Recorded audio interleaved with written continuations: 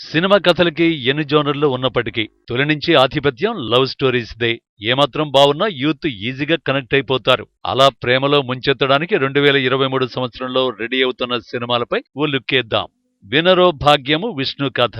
కిరణ్ అబ్బవరం, కశ్మీరా పరదేశీ జంటగా నటించిన new wave love story.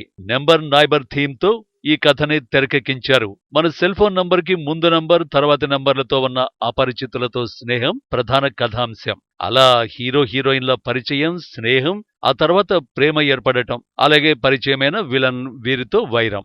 ఇలా కొత్త కథతో ఫిబ్రవరి 18న ప్రేక్షకుల ముందుకొస్తోంది ఈ చిత్రం. దసరా. సింగరేణి బొగ్గుగనుల దగ్గరున్న వీర్లపల్లి గ్రామ నేపథ్యంలో ధరణి, వెన్నెలల ప్రేమగాథే ఈ చిత్రం. వీళ్ల ప్రేమ, విడిపోవడం, మళ్లీ కలవడానికి గల కారణాలతో రూపొందిన మూవీ. నాని, కీర్తి సురేష్ నటించిన ఈ చిత్రం మార్చి 30న రిలీజ్ అవుతోంది. శాకుంతలం. మహాకవి కాళిదాసు రాసిన సంస్కృత నాటకం అభిజ్ఞాన శాకుంతలం ఆధారంగా ఈ లవ్ స్టోరీ తెరకెక్కింది. సమంత శకుంతలగా టైటిల్ రోల్ పోషించిన ఈ చిత్రం ఏప్రిల్ 14న విడుదలవుతోంది. ఖుషి.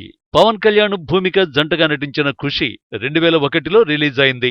లవ్ జోనర్ మూవీస్ లో ఇండస్ట్రీ రికార్డుగా ఇప్పటికీ నిలిచి ఉంది. అదే టైటిల్ తో విజయ్ దేవరకొండ, సమంత జంటగా ఖుషి చిత్రం ఈ ఏడాది రిలీజ్ కాబోతోంది. నవీన్ పోలిశెట్టి, అనుష్క జంటగా లవ్ స్టోరీ.